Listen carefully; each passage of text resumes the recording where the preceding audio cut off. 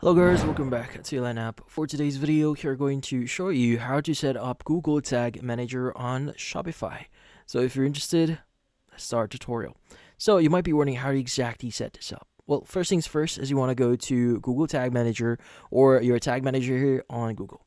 Now from here, just go and click on create account. And from here, just fill out all the necessary details. That includes the account name here. So for example, we're just going to say test Shopify, but obviously you could go and add whatever you want to do here or whatever name you want to use. You also need to use your country. So in my case, maybe I want to use Philippines here. Now you can also enter your container setup here. So let's just say test site. And from here, you want to go and choose web. Once you've done that, click on create. Now from here, it's going to give you some details that you need to know here. So you need to accept the data processing terms and as required by GDPR. If you want to learn about it, click on learn more, but let's go and click on yes.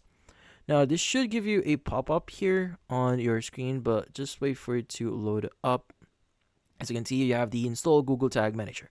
Now you need to copy the code here. So in this case, you need to add this at the head of the page as possible. So in this case, you need to add this in between the header or the head tag on your Shopify store. Let's open up our Shopify store, click on online store, and from here you want to go and click on the option for the three-dot option next to customize, and you want to go and click on the edit code option.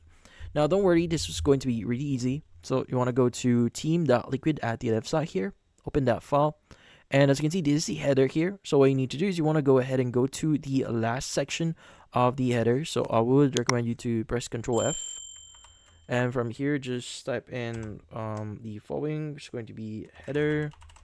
Just press enter here until you see the / header tag here. So we could just add this at the bottom section of the header, or you could just add this at the very top, but I just want to add this at the very last part here. So just add this. So let's go and find it. So yeah, this is the end of our head. So let's go ahead and add a space and just paste our script or our code. Now, once you've done that, let's go ahead and basically go to the second part. So we now have to paste the code immediately after the opening of the body. So in this case, by the way, you can paste this as high in the head section. So instead of just putting it at the very end, you could just put it at the very start of it. So also in here in the body, go and click on copy for this one. And from here, what we need to do is we want to go ahead and go back here. So again, immediately after the opening of the body. So we already have our body here. So in this case, we have this tag. Let's go ahead and add a space of it and just enter it here. Let's go add some space, indentions. And once we've done that, you can go ahead and click on save. Now, once you've done that, you could go and go back into Google Tag Header. So this is optional. You can test your website here. You can add your URL or whatever domain you have. But once you've done that, you could go and click on the X at the top right here and click on Submit.